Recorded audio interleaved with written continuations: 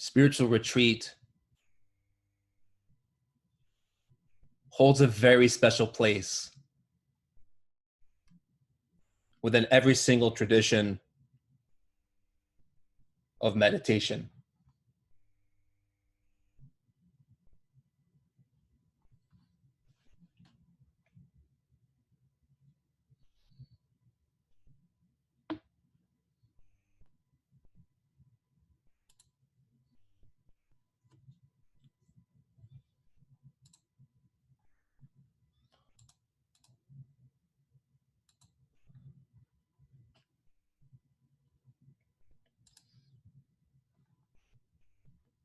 Hold on one moment, please. Having some technical issues.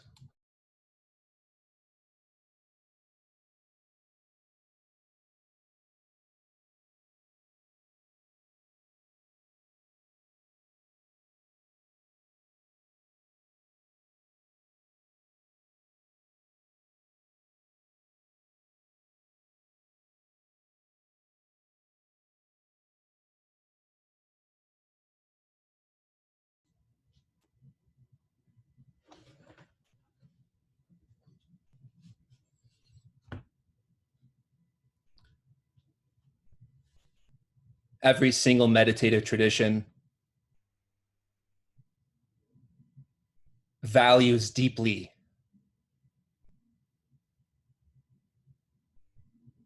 the practice of spiritual retreat. Whether in Sufism, through the lodges, khanqahs, or kanikas, monasteries within the Christian tradition, the temples of the Jews, the Buddhists, the Hindus. Meditation retreat signifies the abandonment of the world to dedicate more time, more effort, more energy, more seriousness, more study to the spiritual path that leads to the liberation of the soul. Retreats are a wonderful reprieve. They allow us to abandon the hustle and bustle, the chaos of our modern society, the world.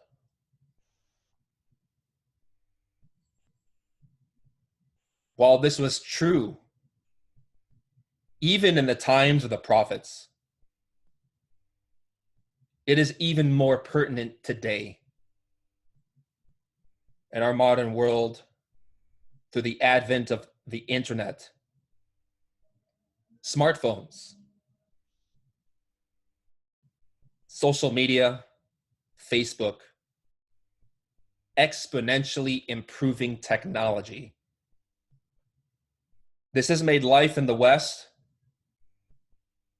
and it is now spreading into the East. Even more accelerated, hyperactive, we could say, distracted from really the point of life, the purpose of existence. In our world, we believe that our bank account, our job, our career, our television shows, our entertainment, our media constitute the reality of who we are and what is of value.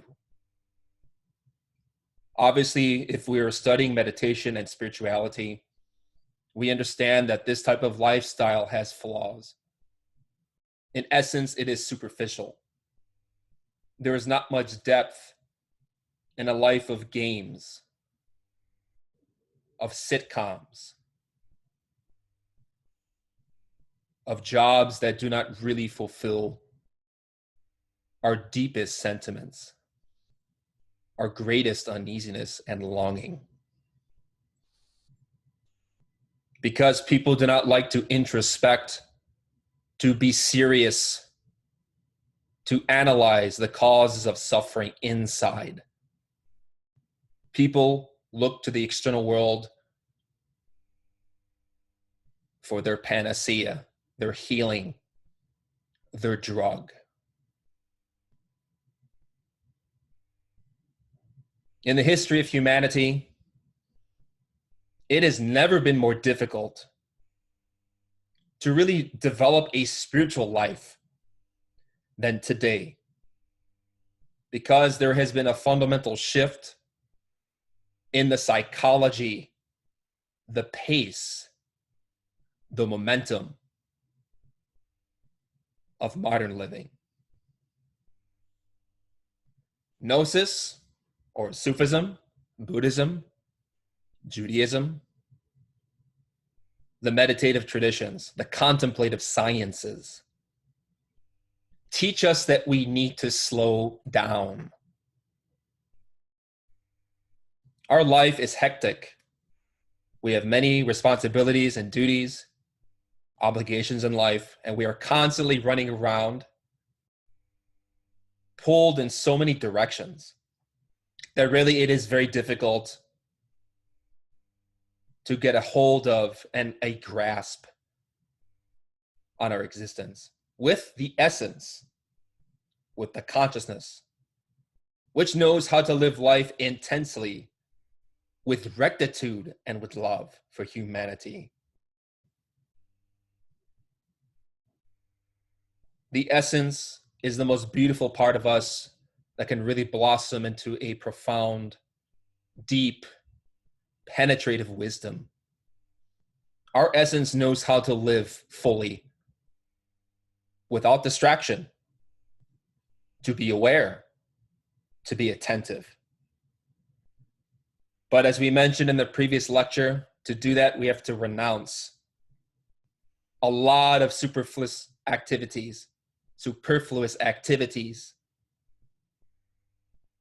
things that over-engage and distract the mind.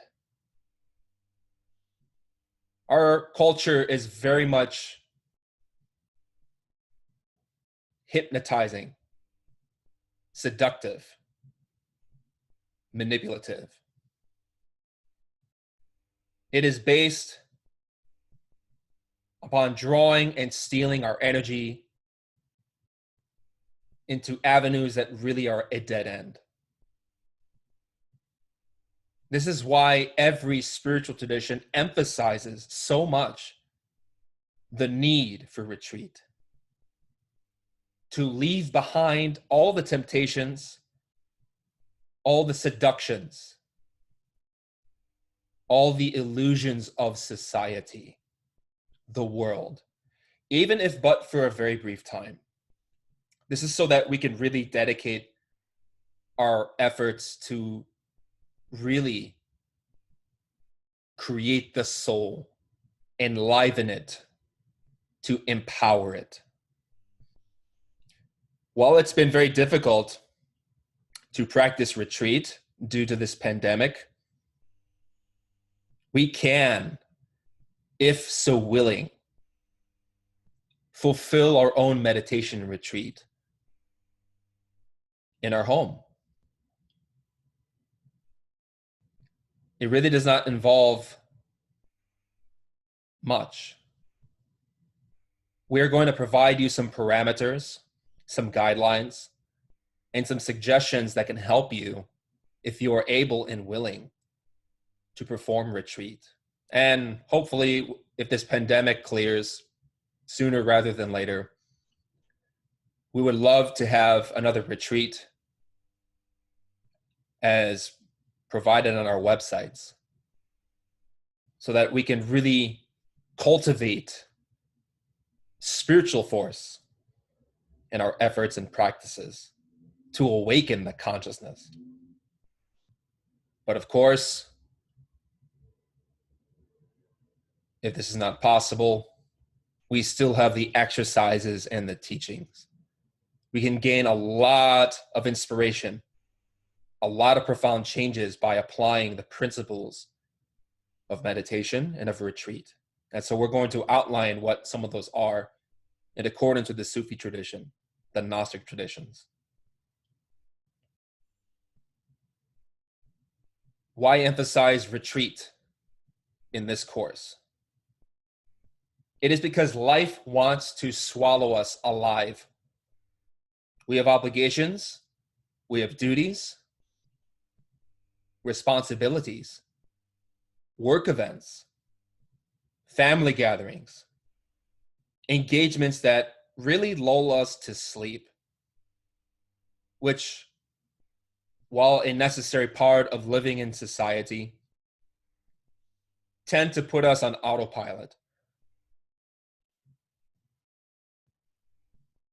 They also prevent us from really deepening our awareness of the present, our quest of the consciousness to reach the divine. It's important that we really feed that spark of inquietude in the heart, that dissatisfaction, that uneasiness we feel in our moment-to-moment life in relation to a problem, in relation to our trajectory, perhaps a career change, our existence, our family, our marriage. We feel a hunch in our core being that something must change. And so this is the really essence of why we begin meditation and spirituality.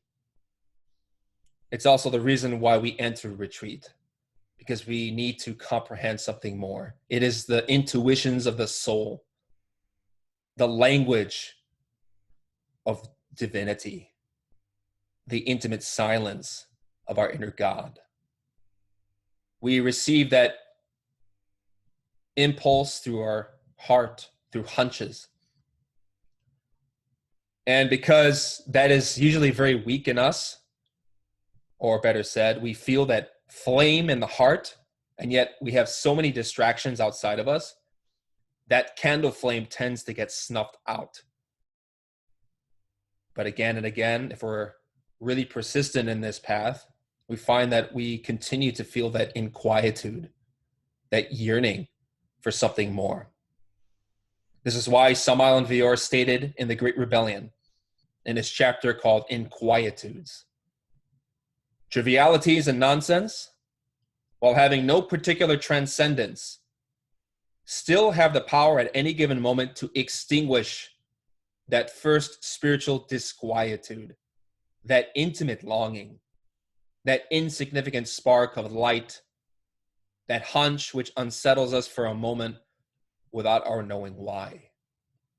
If those who are currently living corpses, cold sleepwalkers in nightclubs, or simply umbrella salespeople in department stores on the avenue, had not suffocated their initial intimate uneasiness, they would at this moment be spiritual luminaries, adepts of the light, real humans in every sense of the word. A spark, a hunch, a mysterious whisper, an unexplainable sensation felt sometimes by the butcher on the corner, by a shoe shiner, or a highly specialized doctor, is all in vain. The foolishness of the personality always extinguishes the primary spark of light, later continuing with the coldness of the most frightful indifference.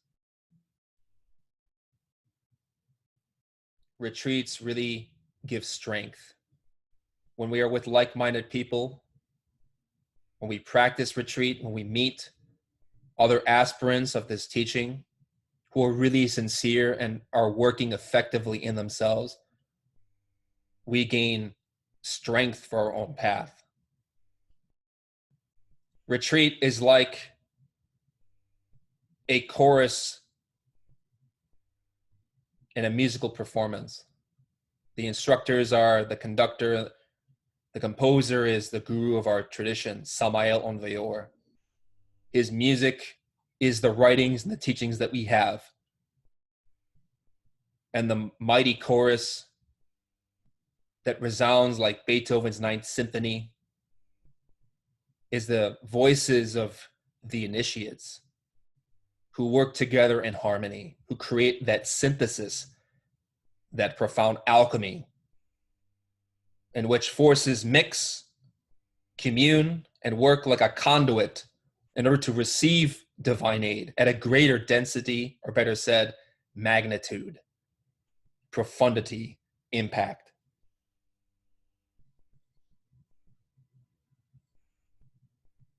And also, it's important that when we have retreats, we can study some essential principles that help us to take advantage of the small time that we have. Obviously, in our past retreats, we only have so much time. And really, by the time people get used to the exercises and the lectures and the practices and are really ready to go deeper, it's already time to leave. So what's important is that we gain knowledge and inspiration, but also we go home into the world, back to the society, in order to practice these principles deeply with greater momentum, so that whatever hardships we face, we conquer them with intelligence and with wisdom. So while renunciation teaches the student to abandon psychological attachments to life, retreat is the method and the medium for perfecting and enlivening the flames of our spiritual longing. This is why Al-Junayd stated the following: Sufism is sitting for a few moments without cares and worries with God.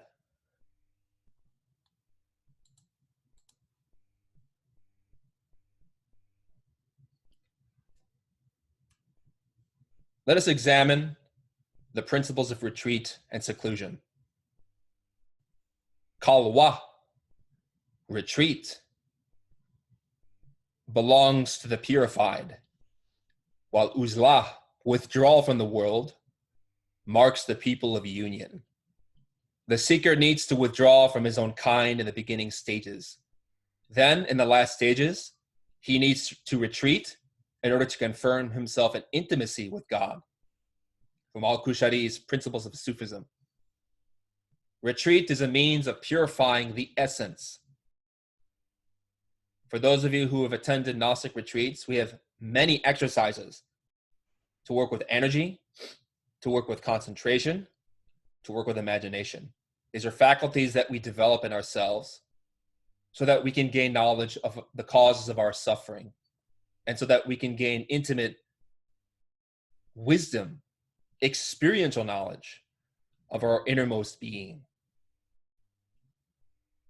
As beginners, we work to develop purity level by level, degree by degree.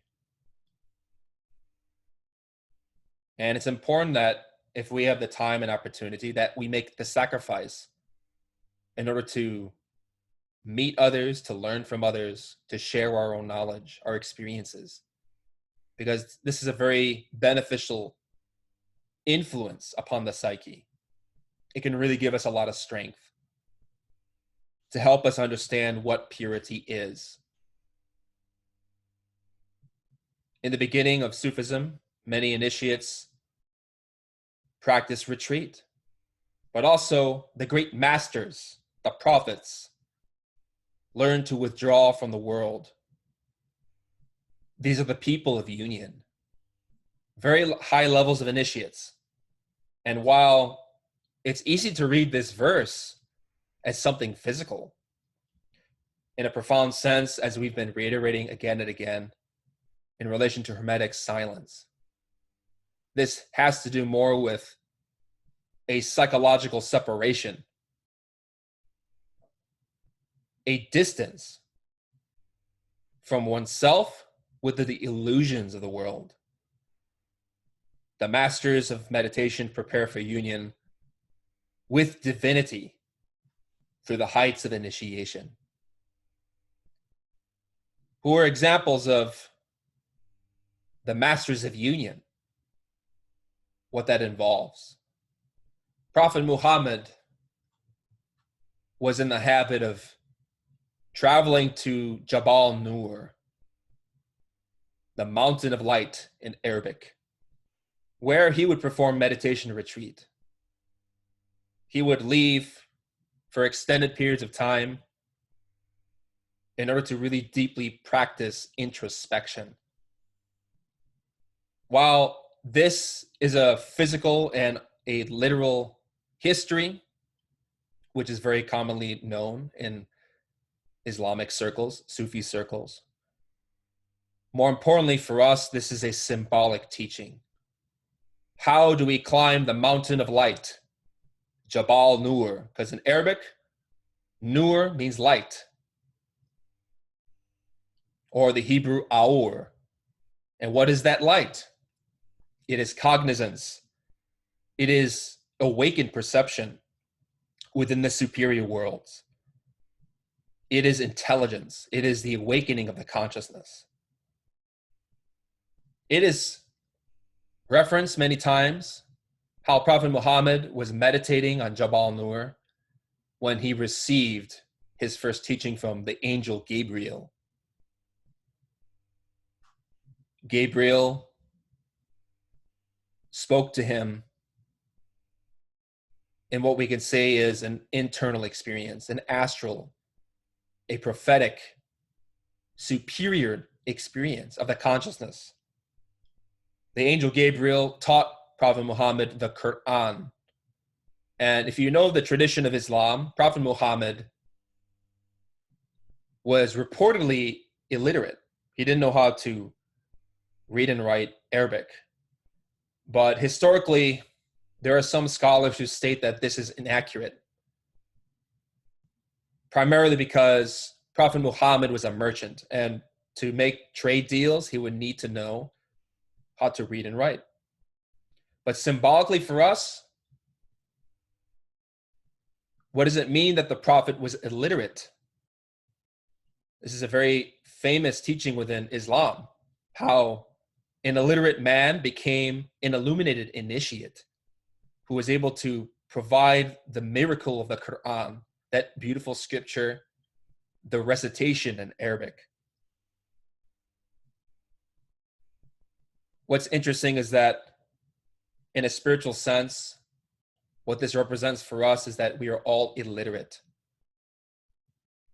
We do not have the principles of divinity inscribed within our soul, which is represented through Kabbalah, the science of numerology, of numbers, of the Hebrew, but also the Arabic letters, because Arabic and Hebrew are Semitic languages that share the same roots. They have the same meanings, esoterically speaking, archetypically speaking.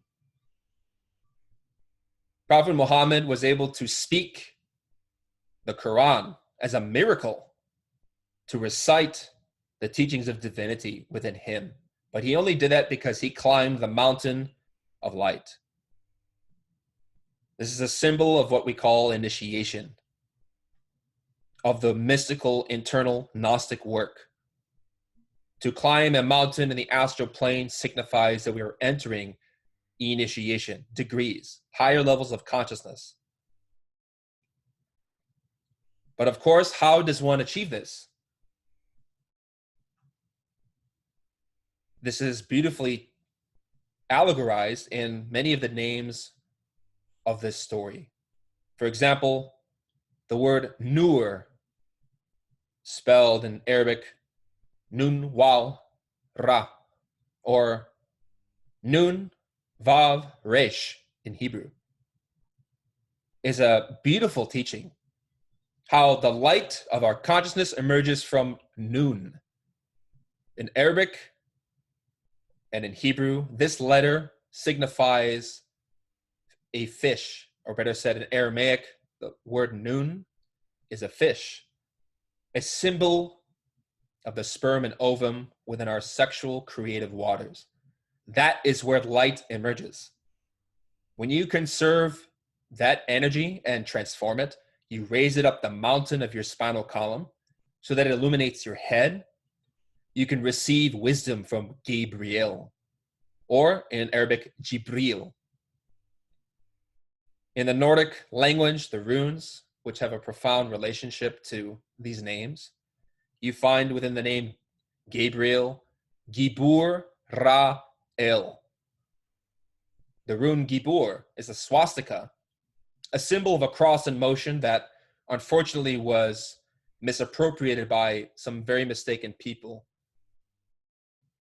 during World War II and before. That is a symbol of the creative sexual power that circulates within the initiate as they're learning to work with these exercises, mantras, prayer, runes, sacred rites for rejuvenation, imagination exercises, concentration exercises, retrospection meditation. Many practices that we use in this tradition and on our retreats in order to develop the soul.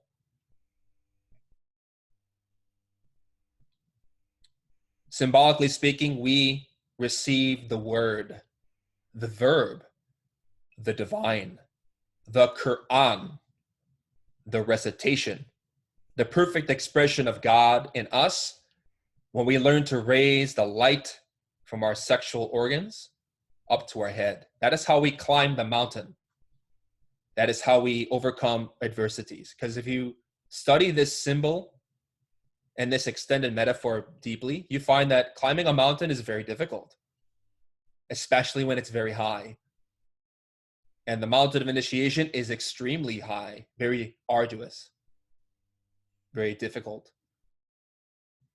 But we achieve those heights when we're working with energy, with chastity, with introspection, with visualization, with serenity, with the essence. Prophet Muhammad was an alchemist. He knew the science of alchemy. He was married to his first wife, Khadija, whom he worked with sexual magic, his priestess, so that he could raise that light up his spine in order to receive what we call the Venustic initiation within our tradition. He received the intimate Christ. Divinity entered in his soul, and it is symbolized by the Annunciation of Gabriel, how Gibur Ra'el, the power of the divine, or we could say the Holy Spirit in Christian terms, inflamed his consciousness. It is the force of Ra, the solar fire within Egyptian mysticism, and El in Hebrew, the spirit, the innermost, the compassionate, or better said, the merciful, Al-Rahim.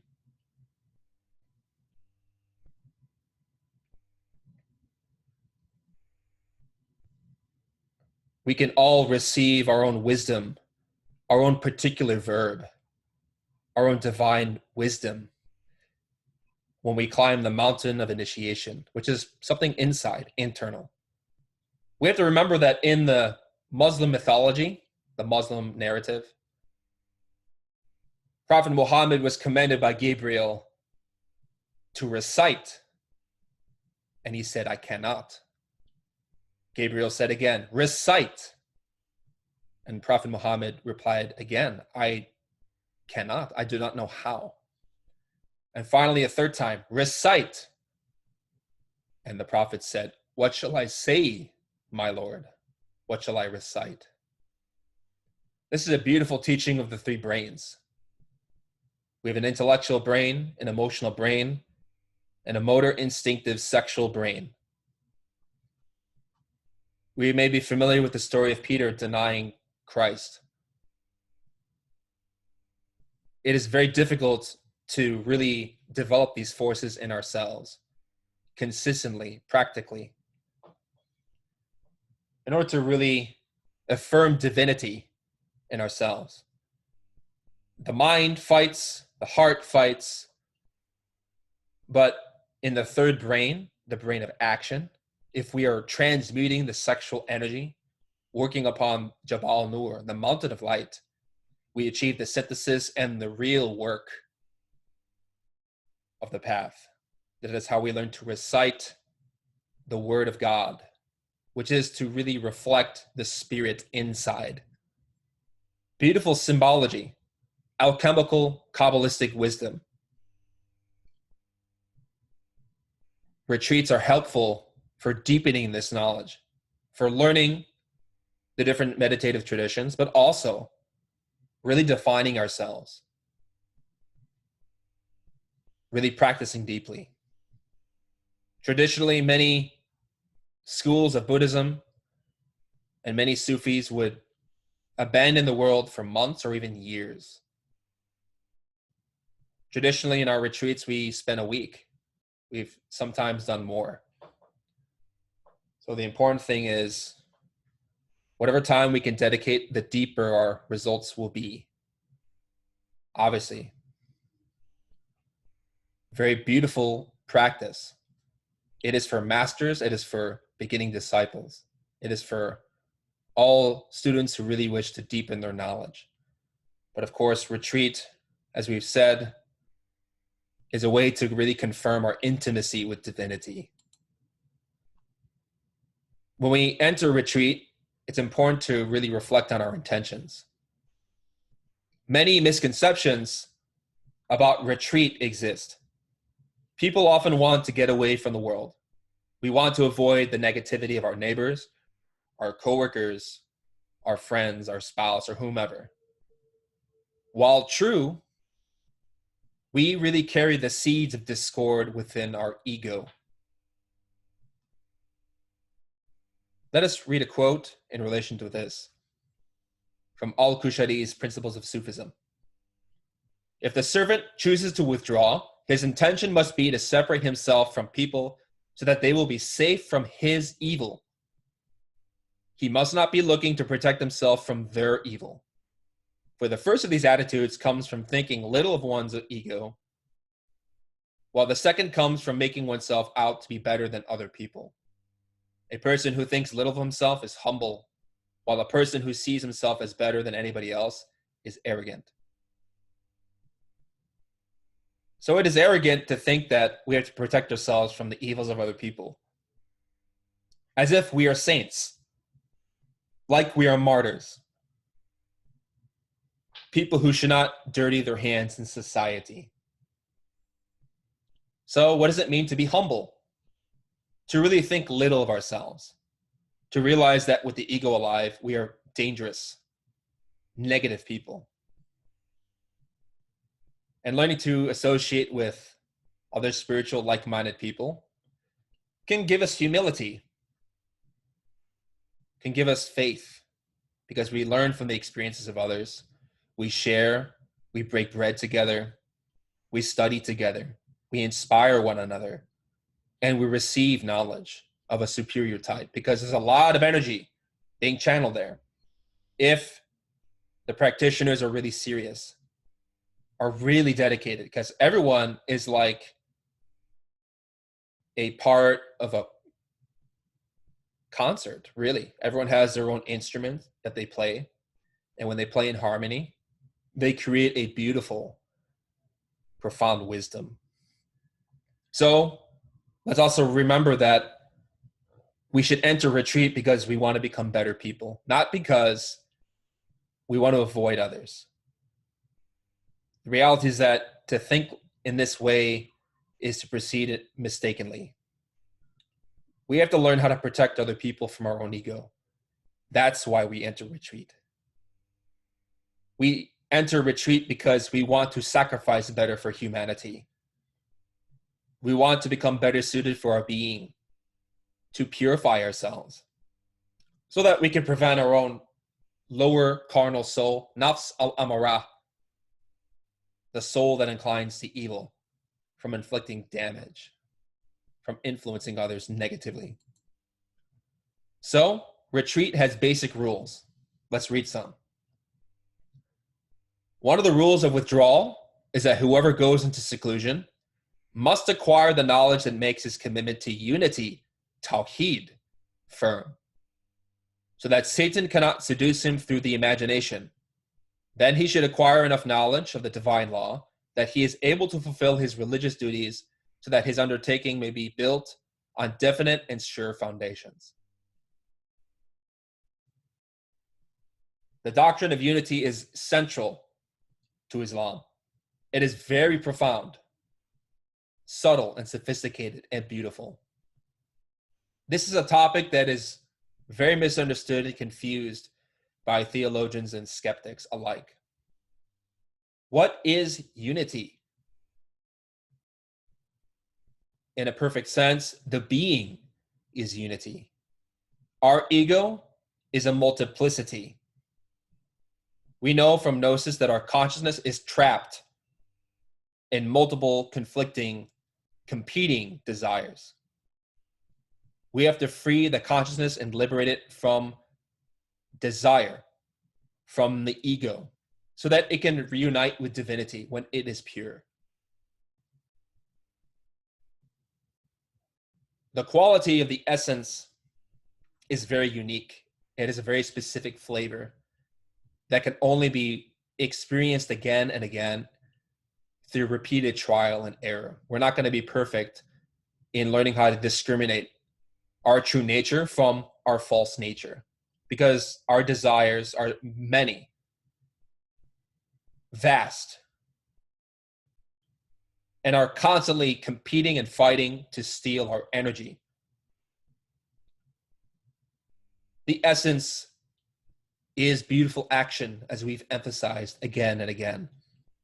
It has infinite virtuous qualities like altruism, compassion, conscious love, chastity, happiness for others, inspiration, motivation, diligence, patience, endurance of suffering and ordeals, sacrifice for others at one's own expense, one's own pride, humility, and also the severity and justice of the consciousness that knows how to weigh a situation with mercy, in equilibrium, with splendor. There are infinite virtuous qualities, but they are all united by a single thread, which is the continuity of perception, of consciousness. This is very different from our desires, from our ego. Our ego, in its multiplicity, is a fracturing, a dissonance, a sour taste within the mind. If we're really dedicating ourselves to separating from the ego, we begin to see more and more how egotistical states are very problematic. They produce problems. This is the multiplicity of the mind that is the obstacle and the enemy, and why we enter retreat. Primarily because the ego in itself, again, conditions our potential. In Islam, the ego and its multiplicity are the polytheists mentioned in the Quran, or kafirin, the unbelievers, the infidels. All of our cravings, aversions, fears, wants, desires, etc., do not obey or believe in the will of divinity in us. So how do we understand this dynamic? We may read and learn and study how altruism, how giving is a very profound virtue. And yet, when we have the opportunity to do so, we examine our mind and we find that we don't want to donate, perhaps in a certain situation, to give of our time and energy. We feel resistance. These are the unbelievers. Or we learn about compassion, empathy, conscious love. In a situation in which someone is really criticizing us, we start to see that constant fluctuation and dynamic of anger, of resentment, of hatred, of pride, with all of its cacophony of thoughts and desires and impulses pulling in multiple directions. When you observe that in yourself, you really understand that we don't have any unitary will. We may direct our efforts to promoting and fulfilling these precepts, and yet we find that our desires fight against us. This means that we are not really spiritual people. It means that we are infidels because we have so much desire within, conditioning, egos, nafs in Arabic. If you really want to be sincere, we have to learn and understand what unity is. When you taste it, you will know it. It is a very clear, cognizant, vivid, intense state of clarity, of perception, of altruism, of giving. It is intuitive action. It is right action. It dissipates discord. It brings harmony within situations and conflicts. It knows how to understand the solution to a difficult issue through the heart, not the intellect, not through debating or theorizing or intellectualizing what one must do, but simply knowing it and acting for the welfare of others. Unity is a profound teaching. It is really the heights of realization. There are levels to understanding what unity is, the integration of the soul. But in order to really understand that particular state and quality on a consistent experiential basis, we learn to work with the practices of our tradition, specifically by having knowledge of the divine law, which is the ethical conduct of the initiates, but also our religious duties, which is our exercises, the practices that we fulfill, such as works with concentration, serenity, or imagination, which in this quote, it would seem that the Sufis are speaking badly about imagination, that Satan seduces one through visualization, because we have to remember that imagination is dual. It can be conditioned or it can be liberated. It can be negative or it can be positive, liberated, free. Our desires project through imagery onto the senses, seeking to fulfill their desires. But visualization practice, working with positive imagination, the ability to hold in one's concentration with vivid intensity, non-physical imagery, is an essential skill we learn to master, because that quality of consciousness allows us to access the internal worlds. So this capacity to perceive non-physical imagery has to be done at will, not mechanically, not through associative thinking or daydreaming, mind wandering, in which we have no control over what we see. The imagination that we speak of is very specific. And by learning those practices, we can really go deep in our work. So as we've emphasized again and again, the practical foundations of meditation include Sharia, ethical conduct. This is something that we can learn. We read about it, we listen to lectures, we read scriptures, we do book studies, we talk about the teachings, we learn them. We gain an intellectual understanding and appreciation of the different precepts of religion, as we've emphasized again and again, such as nonviolence, non-stealing, sexual purity, charity,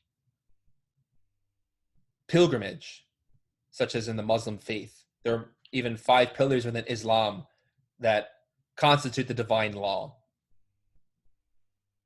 Practices that can help develop our potential, our compassion, our ethics, our kindness. This is different in different religions, but they all share the same root, which is how to work with liberated consciousness. how to curtail negative behaviors so that we don't infect our heart, our conscience. We don't make ourselves sick spiritually, because people who are filled with hate, who live within an atmosphere of wrath, are very depleted of energy, and they suffer incredibly. They make others suffer, which is worse. So divine law helps to curtail all of that. This is so that we can enter silence or samt, equanimity, serenity. When you learn to act ethically with precepts, you calm your mind naturally through the work of self-observation and learning to respond to life consciously, to transform the impressions of life as they enter our consciousness. Our mind naturally begins to settle, to become serene, to become calm. But this only happens when we separate from the mind. We look at it for what it is. We don't try to label anything we see, to justify it, or to hide from it. Simply look, perceive what's in your heart, your three brains, your thoughts, your feelings, your will. This is how we gain insight, firasa in Arabic. This is clear perception. This is the faculty of imagination, visualization. It is the ability to see, not with physical eyes, but with psychological and spiritual senses. If I tell you to imagine an apple, you can see it. It appears in your mind. That is visualization. Now, insight or imagination, comprehension born from seeing, occurs when we learn to develop that capacity intentionally, not mechanically by hearing about some associative word like an apple, and then you see it in your mind, but instead learning to cultivate the capacity to perceive with imagination with different exercises, such as taking a candle, imagining the flame. Observe it, look at the colors and the heat, or better said, the fluctuation of the flame, the wax, and then imagine it with clarity in detail. You can only learn silence and insight through practice. You can learn about the concepts, but it won't have any substance unless you've experienced it.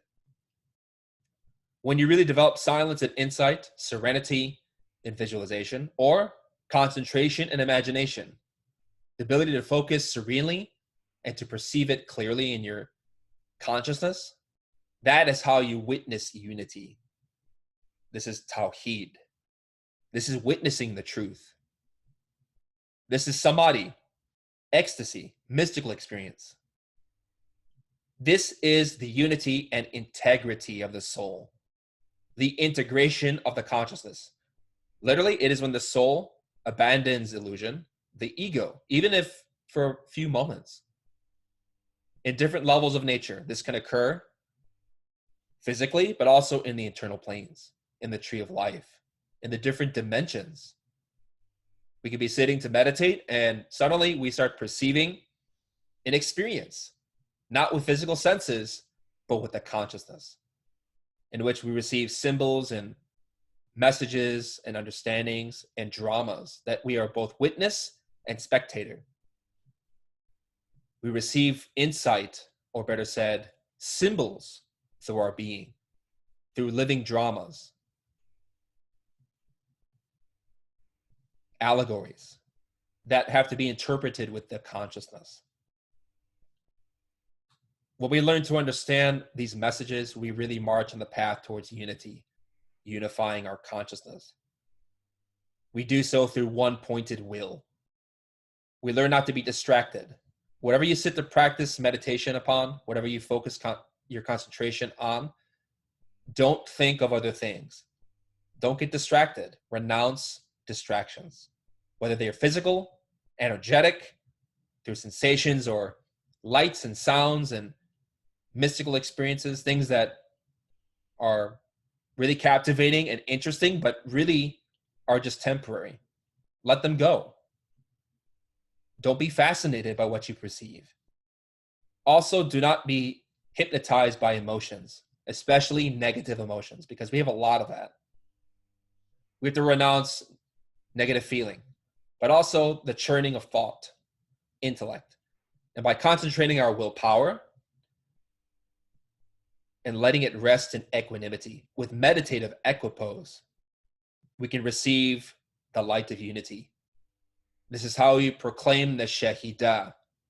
There is no God but God, and Muhammad or any prophet is the messenger of Allah, the divine.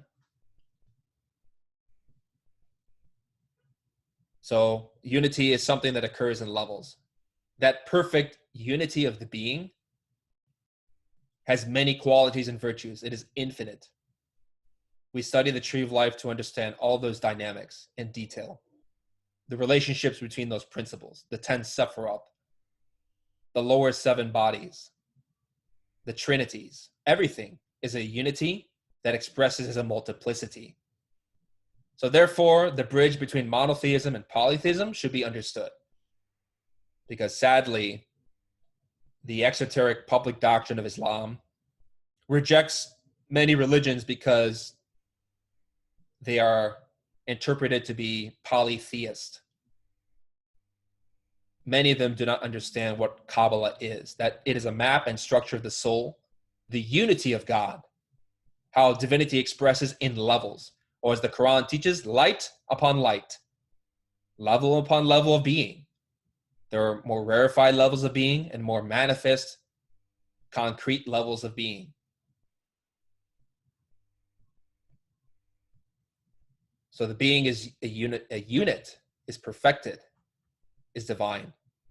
We are a multiplicity because we have egos, we are polytheists, whether we consider ourselves Muslim, Christian, Jewish, Buddhist, or whatever, Gnostic. We're infidels because we have the ego. We're fractured. We have no integrity, no unity of will. We have a multiplicity of wills. So, comprehend what unity is. Learn about that state of being, the perfection of your innermost, through experiences, through that vision of the consciousness. So you can see that really in the depths of all traditions, they are all the same. They teach the same principles. Those are different archetypes and principles, qualities of divinity, expressed amongst the cultures and religions of the world. They all share the same roots.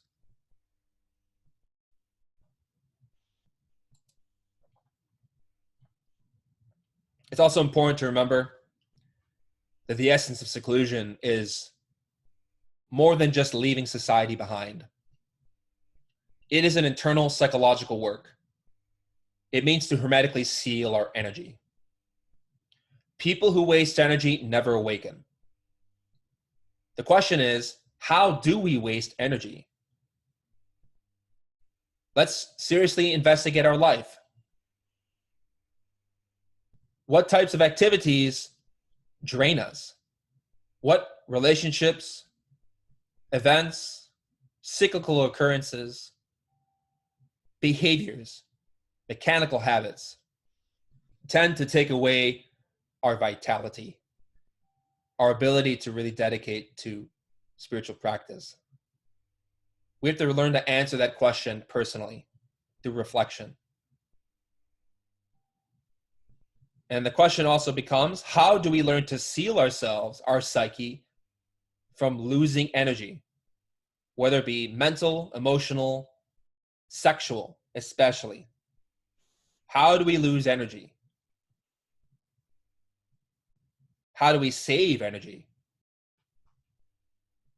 Let's examine some quotes that can help us understand this. From Al-Qushayri's Principles of Sufism.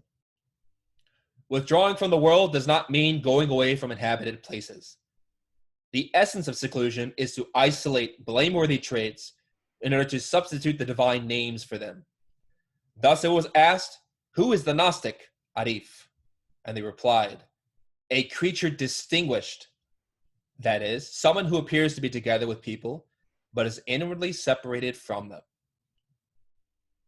Separation is key. Do not be attached to your actions. to your desires, to what anger wants, to what vanity desires, to what greed clutches onto. Non-attachment does not mean dysphoria, in which we don't have a sense of orientation or self, meaning one is disassociated in a clouded, obscured, amorphous state. That is not what we were talking about. Non-attachment is clarity. It is vivid attention. It is expansive awareness. It is the identity of our essence with its virtuous qualities, the ability to act ethically with precision and with compassion. That is non-attachment. We give, we act for the benefit of others, not being attached to what may happen. We give from the qualities and the treasures of our heart.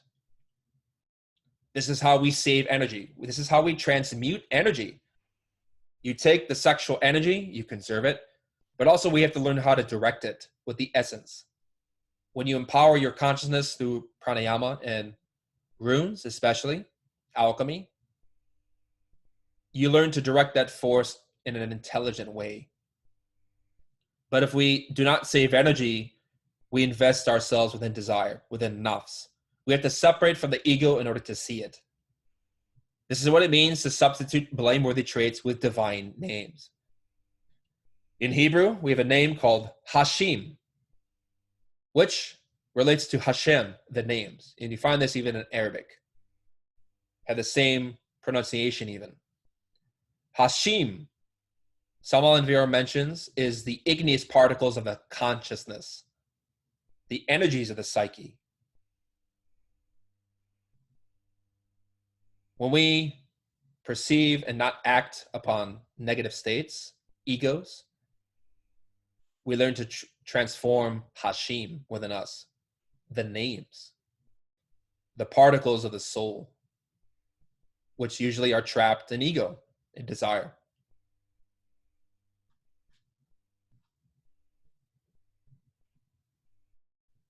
So in Muslim mysticism, they emphasize that there are beautiful names of Allah, and this can be graphed in different ways upon the tree of life, which we've mentioned some correlations before, specifically, such as with Al-Rahim, the merciful, which is Hesed, the spirit of Kabbalah. The compassionate Al-Rahman can relate to Chokmah, wisdom.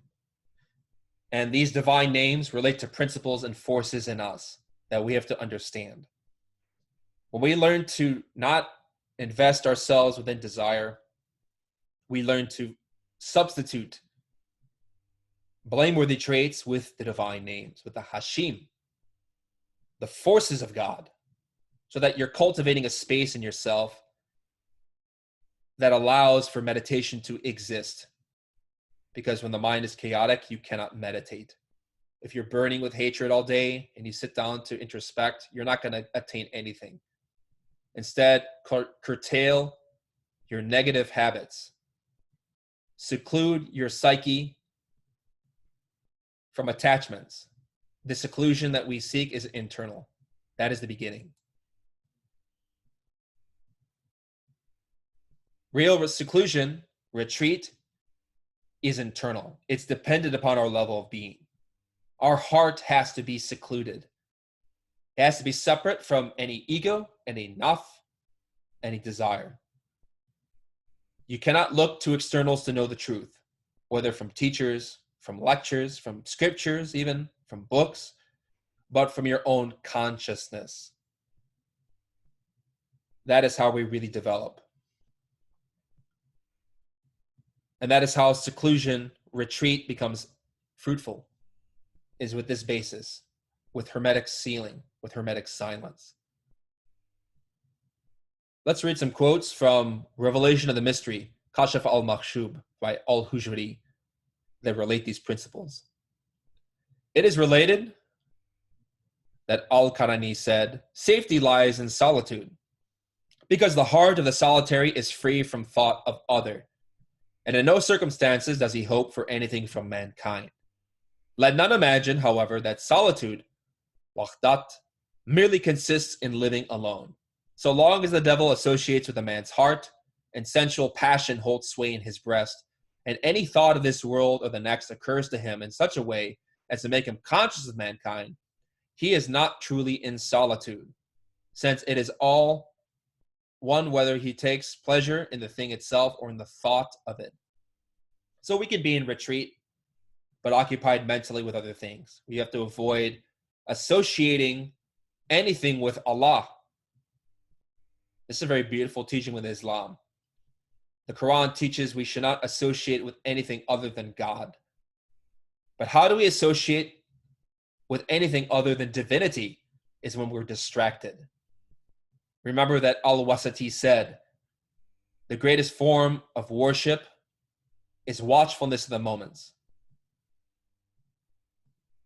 Primarily because we don't learn to associate with anything other than Him. Meaning, don't get lost in thought with thinking. Do not be distracted. Instead, enter silence. Concentrate. Al-Hujri continues. Accordingly, the true solitary is not disturbed by society, but he who is preoccupied seeks in vain to acquire freedom from thought by secluding himself. In order to be cut off from mankind, one must become intimate with God. And those who have become intimate with God are not hurt by intercourse with mankind. So we can be solitary or unitary in our consciousness, but involved in the world. We cannot enter real retreat if our mind is always preoccupied with other things than where we are at or what we are doing. Intimacy with God occurs in levels. We gain intimacy with divinity in accordance with our level of being through our efforts, our practices. These are different experiences we can have and levels upon the tree of life. These are levels of remembrance, levels of witnessing, whether in dreams or in meditation.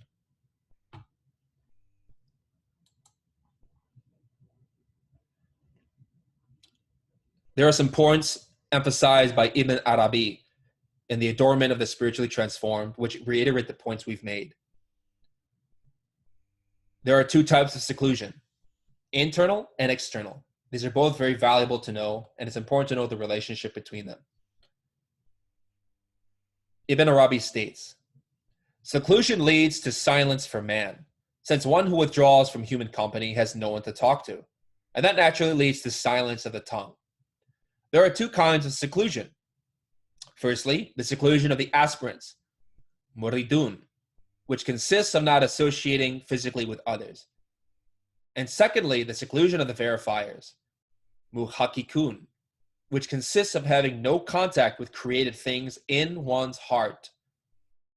Their hearts have no room for anything other than the knowledge of God. Exalted is he, which is the witness of the truth in the heart that results from contemplation, mushahida. So the seclusion of the aspirants has to do with not being around a lot of people. It's even good on retreats to practice silence physically. On some of our retreats, but also on many others that I've attended amongst different Gnostic groups, have beautifully implemented silence of the tongue. So we could be surrounded by other students or teachers in this tradition, eating and dining with people, but not talking physically. Of course, this is very difficult because obviously when you're with a group of Gnostics, you want to share and learn and commune with your brothers and sisters in this path. But there's something very valuable about learning not to talk physically. You begin to understand and perceive in yourself your different egos, which want to socialize or be funny or be impressive, to look really spiritual amongst others, to really show off. These are things that we can see in ourselves if we practice this. And this is the value of physical silence, the seclusion of the aspirants. But what's even more beautiful than that is the seclusion of the verifiers, muhakikun. What does it mean to verify? It means to know from experience. Those mystical states in which we don't have any contact with creative things in our heart. Our heart is not focused on anything else but the quality of remembrance of the being. There is no other room except knowledge of God. And this results from mushahida, which means contemplation, witnessing, meditation. Examine your heart when you sit to practice. Be sincere. Is your mind thinking of other things? Is your heart churning with emotion? Is your impulse to do anything else but meditate? Are you preoccupied with anything other than the knowledge of your being? That's something only you can evaluate. Only you can really know.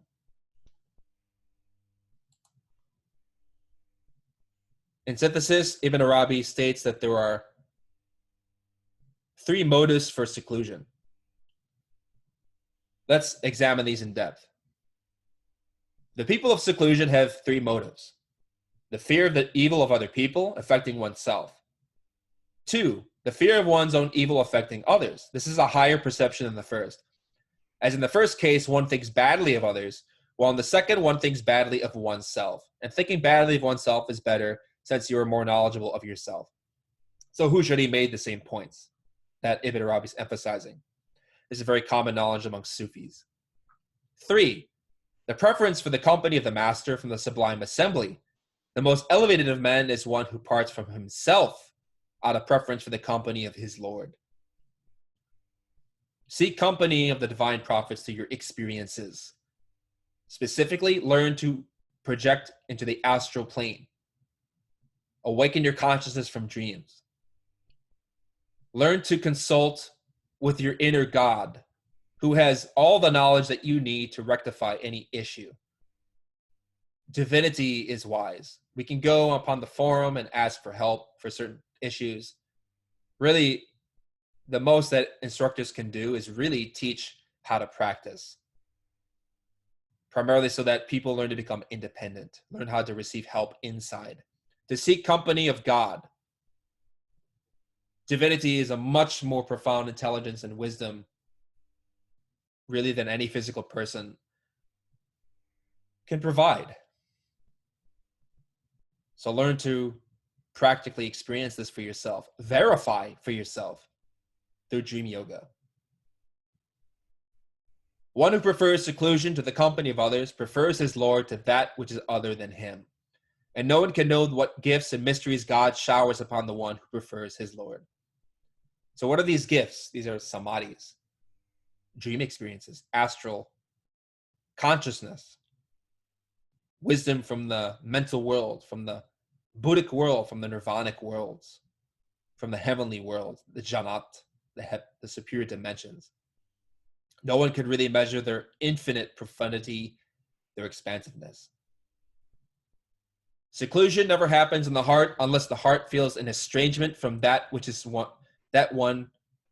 which one is separating from, and an intimacy with the one with whom one is secluding oneself, which is what drives one into seclusion. So the question is, what is our Qibla? We've mentioned before that in mosques, they have a niche within the walls pointing towards the Middle East, towards Mecca, towards the Kaaba, the holy stone. One prays in that direction, Qibla, when one is in deep prayer within the tradition of Islam. Esoterically speaking, Qibla has to do with your concentration. Upon what do you concentrate? What is the quality of your concentration? Is it sustained for long periods of time, or is it spotty? Sometimes attentive, sometimes not. Are there more degrees of attention or less degrees? Are we more inattentive than we are attentive? Qibla has to really do with the quality of our concentration and our prayer. The more sincere we are, and analyzing our level of being and focusing on the object of our concentration, of our dedication, will determine what we are focused on, will determine our trajectory. For most people, their Qibla is in television, movies, TV shows, violence, extortion, crime, etc. Therefore, what is our Qibla? What is our motive? What is our center of gravity? Because Samael VR mentions that we have a psychological center of gravity, which is typically in the ego. We have to develop a permanent center of gravity within the essence. This is our Qibla. So, examine that. Meditate on that. What are you more focused on in life? What do you contemplate more than other things? What is your focus? Whether physically or in your mental states, especially. Examine the relationship. What is real silence? Spiritual retreats have often been silent, with the exception of instructions and directions during meditation. This helps us to curtail negative internal chatter, to force the practitioner to be aware of oneself in relationship with the world or with others. Many people enter retreat and, while silent with the tongue, continue to chat very loudly in the mind, commenting on everything one sees. Let's look at what Ibn Arabi has to say about this in his Adornment of the Spiritually Transformed. Seclusion has no need of the extra condition of silence, as silence is necessarily included within it, insofar as it is silence of the tongue. As for the silence of the heart, seclusion does not necessarily lead to it, since one could converse with oneself about other than God, and with other than God. Exalted is he. This is why we have considered silence to be one of the pillars, arkan, on the way in its own right. So, how often does our mind wander? This is something we should evaluate and examine. Reflect on this quality of being, how attentive you are. And because our internal chatter tends to be very focused on specific psychological songs. Many people, when they drive their cars or listen to the radio, do so by listening to music or favorite songs. Some people even have a very specific, unchanging order. They have a music playlist, whether on their iPhone, iPod, whatever it may be. And so while we may listen to music or not, everybody has a psychological song. What is a psychological song? It is our narrative that we tell ourselves. It is our life story. It is our epic Mahabharata, our own tale in which we are the great center, the protagonist, the hero, the martyr, upon which all of our circumstances gravitate. We tend to tell ourselves that we are wronged, victimized, blamed. Whatever our particular idiosyncrasy may be, we are the great hero, while everyone else is the villain. We were right, but we were wronged, etc. We tend to repeat our own song like a broken record. And of course, it's going to be different for each person. For some people, it may be self-pity, feeling inadequate, that they can't succeed in life, that they've always been cheated, lied to, abused, etc.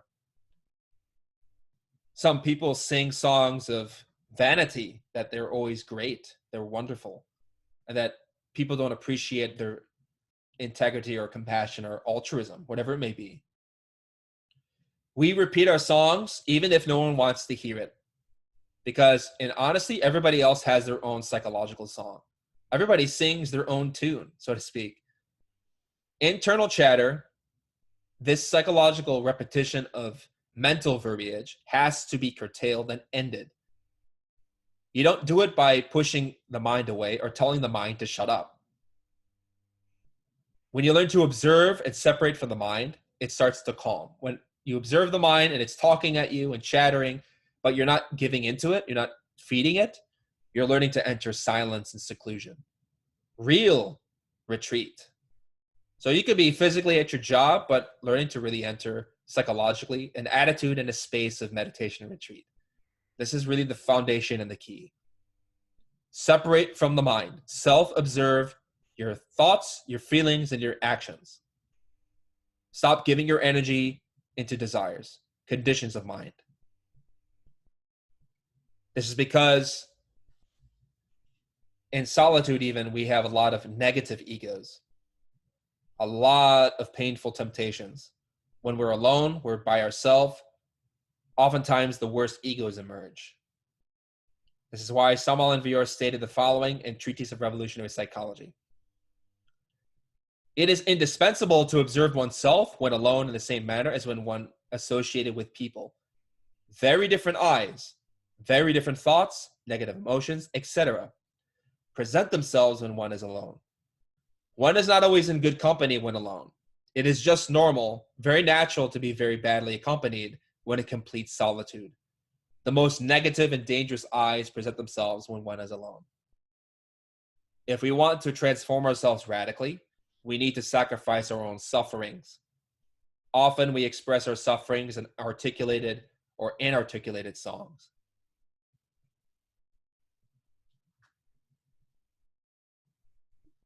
I'm pretty sure that most people, after a while, get very tired of listening to the same tune.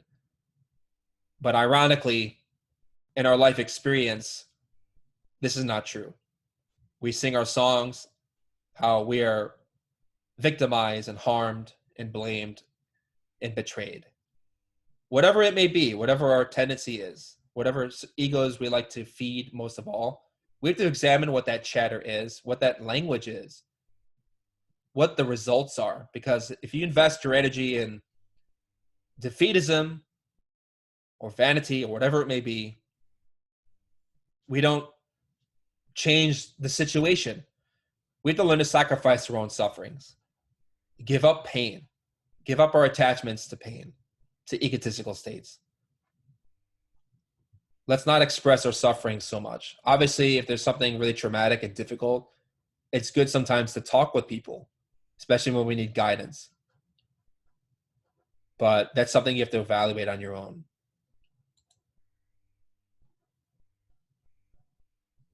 What is the witnessing of unity? Some profound teachings from Ibn Arabi, al-Shaykh al-Akbar, who is considered the greatest of Sufi teachers. He emphasizes some points that we've mentioned already, but which I'd like to emphasize here. One who makes seclusion their practice grasps the mystery of the divine unity, wahdaniyah. In terms of knowledges and mysteries, this brings him to the secrets of the uniqueness, al-hadiyah, insofar as it is a quality. The true spiritual state of seclusion, whether it be that of the seeker or the verifier, is to be transcendent of all attributes. So what is the uniqueness? This is ahad in Arabic, the unity. Or this is where we get the shahidah, where we declare the unity of God. La ilaha illallah Muhammadun Rasulullah. There is no God but God, and Muhammad is his prophet. This is paralleled within the Jewish tradition by the Shema. Shema Yisrael, Yod Chava Eloheinu, Yod Chava Echad. Ahad, or in Arabic, or Echad in Hebrew. Unity. What does it mean when we are a verifier or a seeker to experience the spiritual state of seclusion? It means to be transcendent of all attributes, meaning egotistical qualities. We have to give up our identity as an ego. To experience the clarity of the essence, we have to be selfless. Again, not from a state of dysphoria, of obscuration, of mental dullness, of confusion, but a state of awareness and attention and the identity of the consciousness.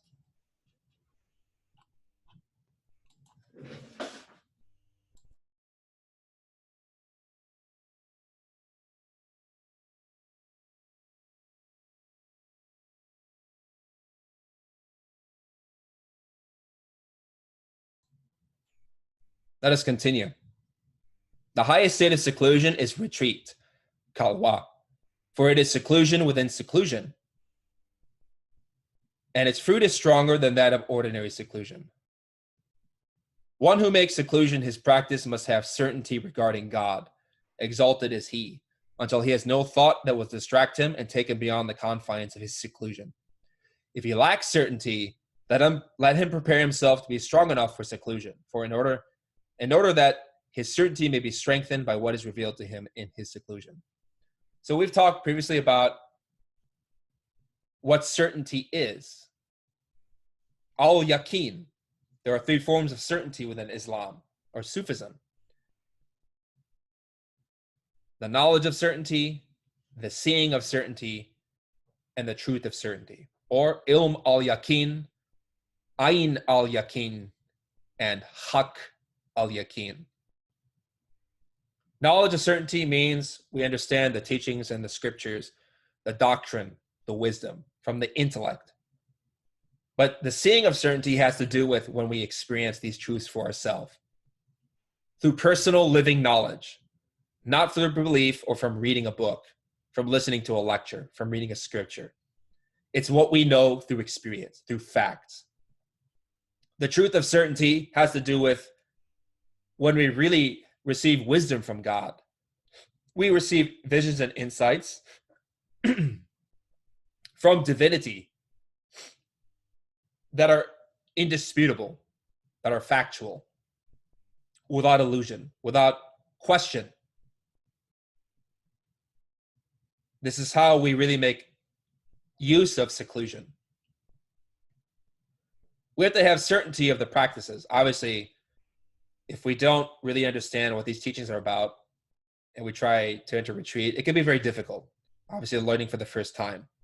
So we need to have some kind of development or understanding of the teaching so that we can really go deeper.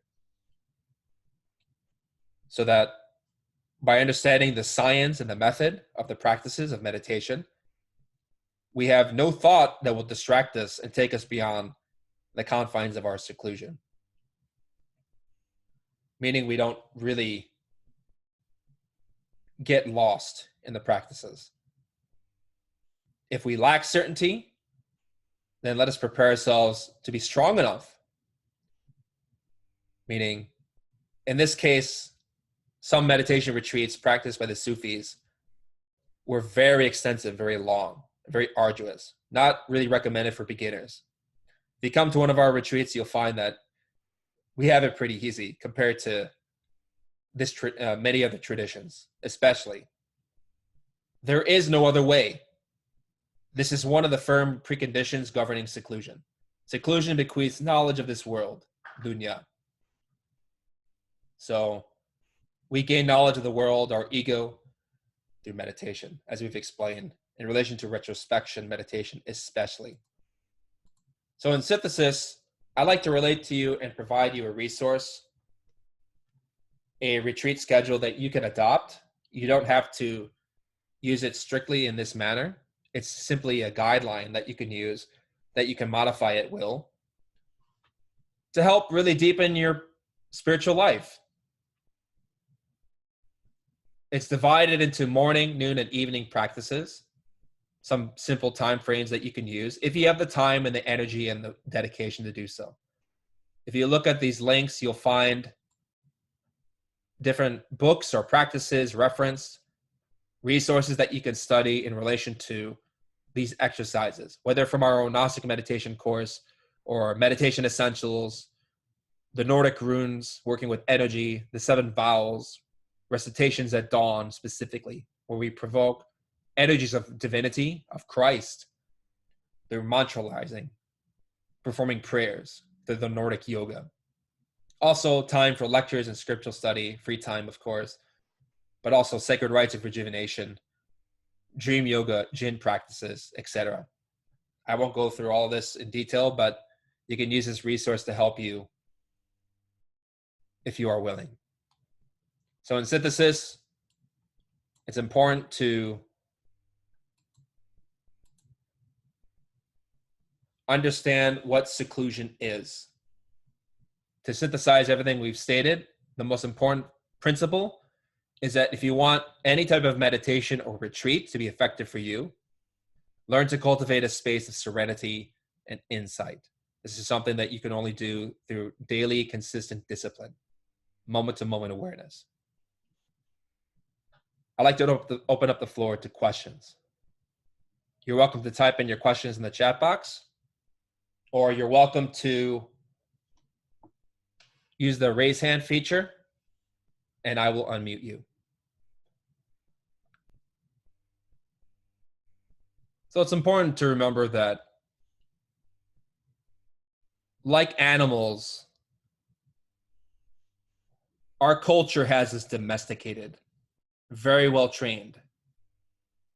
We are taught to adopt behaviors and beliefs and ideologies that are contrary to our spiritual nature. These are simply beliefs, attitudes, or perceptions of how life is that really don't have any basis. This is the reason why our society and our world is such a mess, because people believe reality to be a certain way. However, they don't really have any basis in experience of the consciousness, because we have different beliefs that conflict with reality, with our experiences, with each other. We suffer. This is because the egos of different people sing their psychological song. Everybody thinks that they're the victim. Simply look at different conflicts throughout the world where everyone, both sides of different issues, say that they are the victim, not the perpetrator. So they justify their behaviors, and likewise, we too justify everything we do. And this is the problem. We sing our songs articulately or inarticulately to ourselves. This is something that keeps us very asleep. So something to consider. We have a question. Did you say that you were putting a link on retreat disciplines? So if you look at the last slide of the PowerPoint, we'll have the PDF available on our website. You can access that online, and you're able to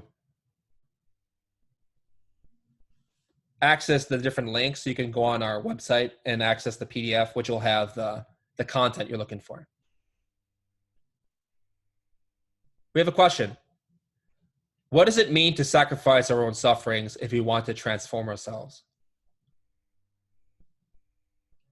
Oftentimes,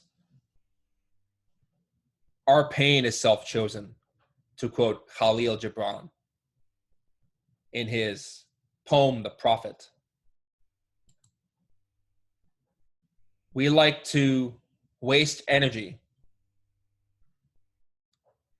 Oftentimes, we have a problem in life, a situation, and it becomes very difficult to resolve. We don't see a solution.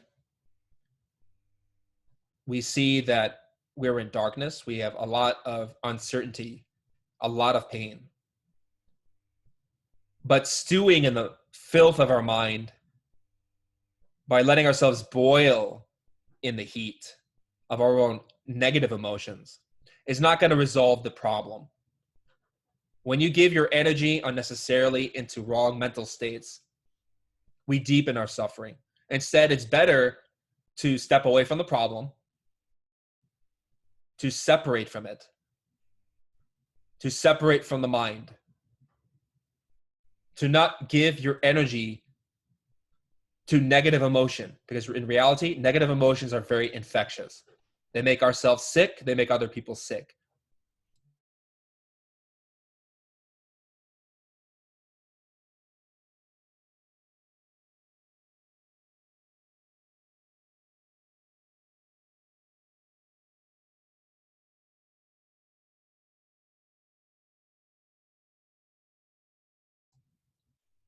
So you have to consider that if you're very upset with a problem, it's not going to be easy to resolve it if your mind is clouded. Therefore, we have to sacrifice our sufferings. Meaning, if you're in a lot of pain and you feel like you want to just vegetate, to vacillate, to not act in a situation, to not respond in any way, to not really introspect in yourself. It can be really useful to spend that time to practice. Sometimes if we're in a negative emotional state, it can become very difficult to meditate. Therefore, we could do something like runes, prayer, pranayama, walks in nature, some exercise to distract our mind from the problem. And we can learn to invest our attention in a worthy cause, which is the transformation of our pain. When I've been in very difficult moral, ethical suffering in relation to different problems in my life, I've deepened and intensified my practice. I remember I worked at one job that was very difficult. I had a very hard time transforming the negative emotions of my clients, and I was suffering a lot because I felt inadequate to really help them.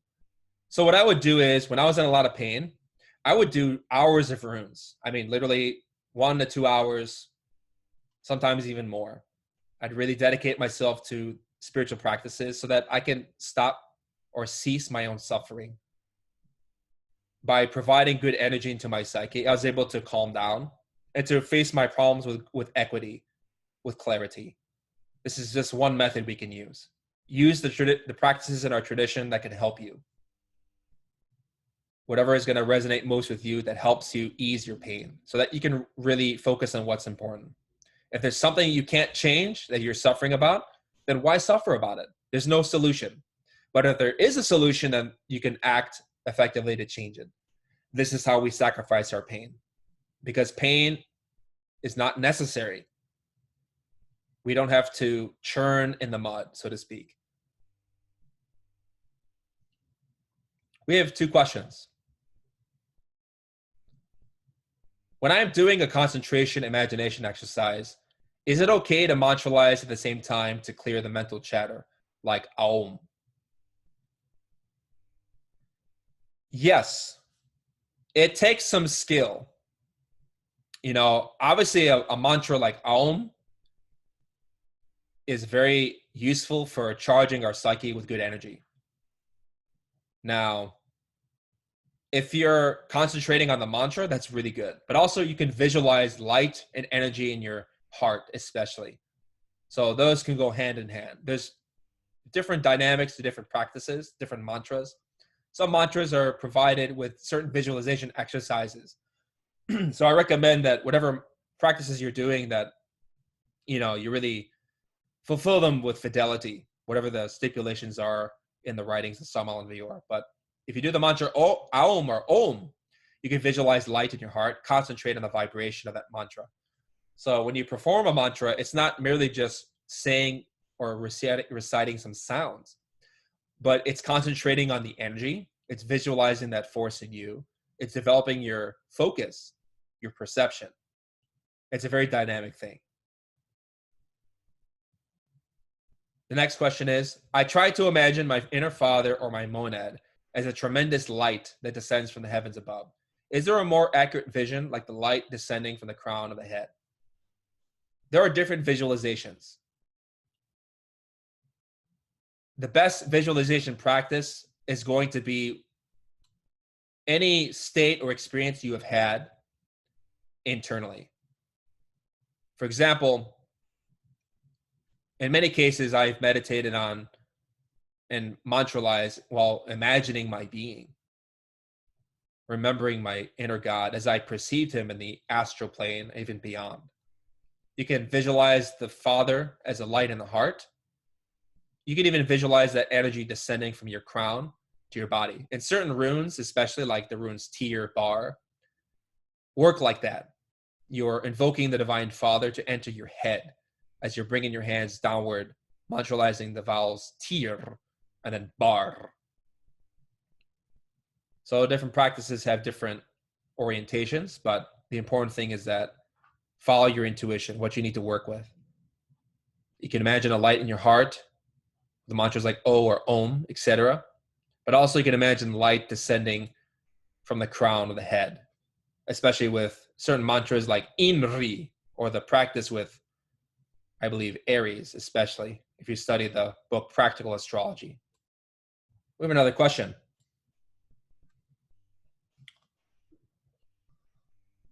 One of my biggest temptations has been my ego constantly pushing me astray when it comes to furthering and deepening my practices. What is the best way to supplicate the higher forces to help develop will? Sometimes conjurations work well for me, but sometimes I feel that I fall and allow my intellect to remove me from it, and I fall back again into not intensifying my work and developing my will. I find some of the best practices for developing willpower are the runes, especially the rune Dorn. You can stand facing towards the east when facing the sunrise. Early morning hours are good for this. Place your heels together, left hand on your left side, right hand on your right hip. Pray to your inner being to grant you the will of Christ. Do the mantras ta, te, ti, to, tu. You prolong them. Feel the vibration of those forces in you. Pray to your Divine Mother Kundalini and the Holy Spirit to empower your essence so that it can fulfill the will of Christ. Remember in the story of Prophet Muhammad when Gabriel said, recite, and Prophet Muhammad said, I can't. I don't know basically how to read and write. And Gabriel said again, recite. And he says, I do not know how.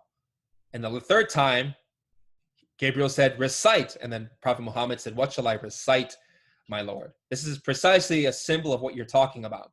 How in the path we struggle to really fulfill divine will. We struggle in our practices. We feel that we are disconnected. You can work with the rune Dorn, especially. That is how we recite the word of divinity so that we can receive blessings from divinity above, from Gabriel, Gebur Ra'el, our own spirit. You can work with the rune Dorn or any of the vowels, like the 7 runes, especially, for as long as you need, an hour or more if you need to. That's a very great way to energize your practice, give you a lot of force to do other things as well, to meditate profoundly. We have a question. Do you believe people can pull energy from one person to another? Personally, I don't believe that. It's something that I know from experience. We call those people witches, sorcerers, black magicians. They steal energy from people because they cannot create on their own. They reject the Holy Spirit, the creative power of divinity within sex. They don't learn how to cultivate their own energy. And because they are vampiric, they need to thrive off the psychic energy of others. And there are many ways that they steal vital energy from people. This is why we learn practices of conjurations and prayers to protect ourselves. You can study our lecture called Basics of Spiritual Defense on our website, especially the course Spiritual Self-Defense, to learn how to protect yourself. So we have another question. Sometimes one feels strong when around worldly activities such as dealing with problems in traffic, but sometimes it all seems unbearable and one feels an urgent need of solitude. Do you find this fluctuations to be normal on the path to total inner silence? Yes. Obviously, you have to gauge your own level of being and your needs. It can be very difficult to be around the cities for a long period of time or to be in difficult situations. This is why people enter retreat in different traditions. When we are depleted of our energy, we feel like we need to recharge. It's good to go out in nature and enter retreats or practice with like-minded people so that we can gain more force. So yes, there are periods in which it's very difficult to walk this path. It's very normal. The important thing is that we're consistent with our practices and that we can make sacrifices so that we can practice more effectively, but also get out of the world, or better said, get out of the hustle and bustle of our modern society.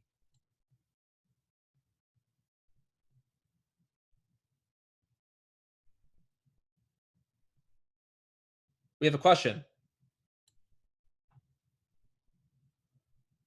Thank you for these series of lectures on Sufism. Would you please introduce a few books that I can fundamentally learn more about Islam, Sufism, and contemplate and understand the link between Gnosis and Sufism? As a Muslim, I know that there is a root. All mysticism should direct to the same point. Any recommendations or suggestions would be helpful in this regard. So, probably the best book to understand the heart of every single religious tradition is The Perfect Matrimony by Samal Vior. He explains some points in which the mysteries of alchemy and sexual magic that he teaches so openly is represented within Islam and Sufism, especially. He makes some comments in certain chapters about the Muslim initiates, especially. That's the best book that I know of that really explains the secret key within every tradition, especially Islam and Sufism. Once you know the writings of Samal and Vior very deeply, especially that book, as well as the mystery of the golden blossom, you can pick up Sufi's manuals of retreat and spiritual practice and understand what they're talking about. Some Sufi texts that I really recommend, besides the Quran especially, are Revelation of the Mystery by al-Hujari, Principles of Sufism by al-Kushari, and The Stations of the Sufi Path by Abdullah Ansari of Harat.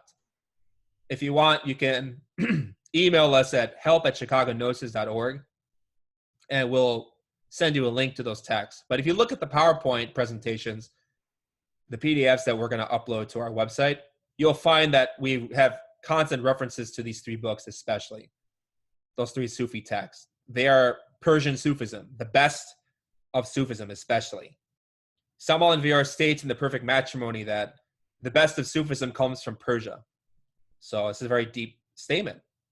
I recommend you study those texts especially.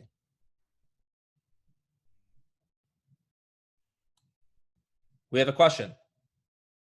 I recently have been struggling with pranayama. When I do it for over 5 minutes, my body jitters. It feels very uncomfortable. Do you recommend walking for a while before pranayama? Yes, it can be really good to do that. You might want to get some exercise, especially, primarily because when you start to work with your creative energies, your whole chemistry changes, literally. Your body and processes fluctuate, change. Personally, since practicing transmutation, I've experienced many changes even in my appetite, my ability to engage in heavy work, even manual labor, getting a lot of strength from the creative impulse. Sometimes in the beginning, it can be very difficult to adapt to the vibrations of the sexual energy, especially. They're very powerful. Sometimes with pranayama, we can feel very charged to the point that we become jittery, like you're drinking a very big cup of coffee or an espresso or whatever. So I recommend do short practices, get some physical exercise, especially. Maybe even walk in nature if you can.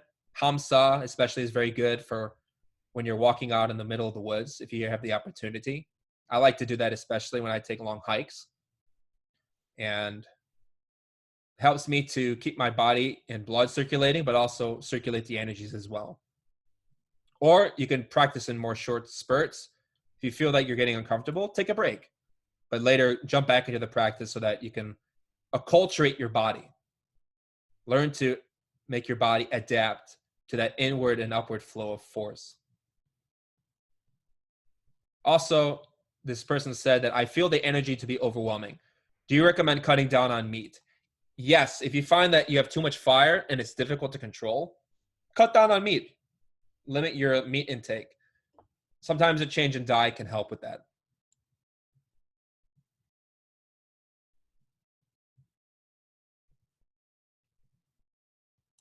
We have a question. When you're in a state of remembrance of the being, do you put your attention on your heart, breath, or imagine something? Remembrance is a very profound and beautiful quality that is very dynamic.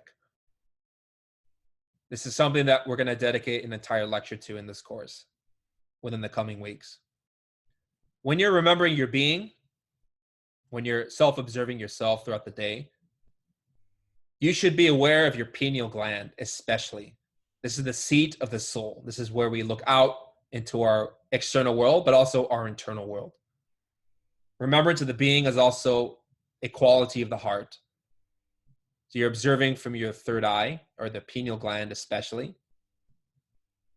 introspecting within and perceiving within your internal states in relation to external events. So you're perceiving through the senses, but also you're exercising your internal senses, your psychological sense of understanding thought, feeling, and will. Remembrance, more importantly, is a quality of your superior emotional center. And this has to do with emotions that are very subtle and pure. Obviously, in the beginning, we struggle to understand or taste that state, but something that you can learn to cultivate by doing pranayama, working with breath, in which your body settles, your mind settles, your imagination clarifies. You can sit down in your practices of visualization, but also mantra, pranayama. You're concentrating on your breath and you're visualizing the energy flowing in you. In this way, you're remembering your being. You're becoming aware of the energies of God in you and how they flow inside. So this is dynamic. This is a very integral process. We sometimes teach these principles or practices in different ways because people have different needs. And also because the capacity of the consciousness is very broad and spatial. It's vast. When you get adept at imagination exercises and remembrance of divinity, you can learn to focus on your breath, your heart, your third eye, your body at the same time. But in the beginning, it can be good to focus on one or the other so that you have enough stable concentration to focus. Sometimes focusing on the breath is enough. It's very easy to do that with practice, and it's difficult in the beginning because we haven't been trained yet. So whatever exercise you adopt for concentration, it can be very good to simply focus on your breathing with pranayama, or do an imagination exercise such as the candle, or mantralize the vowel O. Be aware of your breath, but also imagine a light in your heart. These are all states of remembrance. When you're really focused, when you're really in prayer, you're obviously going to be engaging different practices throughout the day, but the most consistent practice and state of remembrance is self-observation, self-remembrance. You do that by focusing on your pineal gland, but also learning to respond to life ethically. Remember your heart, your conscience.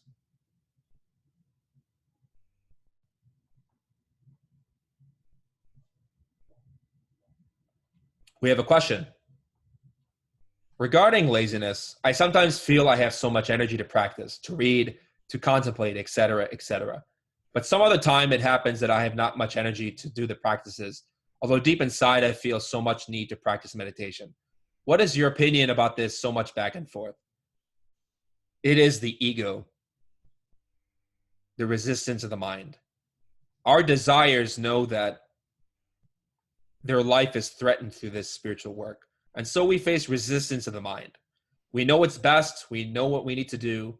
We feel the inquietude in our heart to practice deeply. However, because the ego knows that through these exercises, it is going to be eliminated, it fights. We feel laziness. We feel depleted. We don't feel enthusiastic. We feel uninspired, etc. That's because the mind, our own inner Satan, knows that its life is threatened. And so it challenges us at every step. The solution is to comprehend where that laziness is coming from. And so look within to see where in you and what activities your mind avoids. Sometimes not being inspired has to do with a lack of energy. This is why I like to do runes, especially. They give you a lot of force, a lot of power. They can push you to really meditate deeply, which is why we emphasize those practices again and again in this course, but also especially in our resources in this lecture, especially. You know, sometimes the way to resolve the problem is to put more fuel in your car. You want to drive to a certain destination, you got to fuel up. You do that with working with the creative energies. That's how you're going to have the strength necessary to overcome obstacles.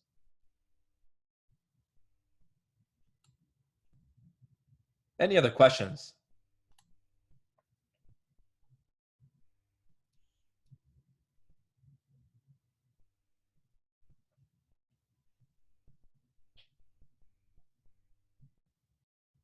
We have a question. Must all runes be performed with a specific accompanying physical posture? Or can the vocalizations be made like mantras while seated in a meditation posture? There are certain mantras that you can do on your own when you're seated, but the real benefit of the runes is that they are engaging forces in nature as a result of our physical position. They are a form of yoga, and when combined with prayer, concentration, awareness, attention, and remembrance, we learn to cultivate energy in our body and our mind and heart. Also, where can I find the best description or perhaps video instruction about the runic postures and mantras? And how often am I finding the runes that are paired with others? There is a video on gnosticteachings.org that showed the 7 vowels, especially. That's one of the primary practices we do. But perhaps in the future, we will have other instructional videos that teach how to do all the runes. That would be something very useful for people, I think. The best way to perform the runes is as described in The Magic of the Runes by Samael Unvior. That book explains how the runes are paired, which practices to do with what, and how to do them, in very clear and simple directions.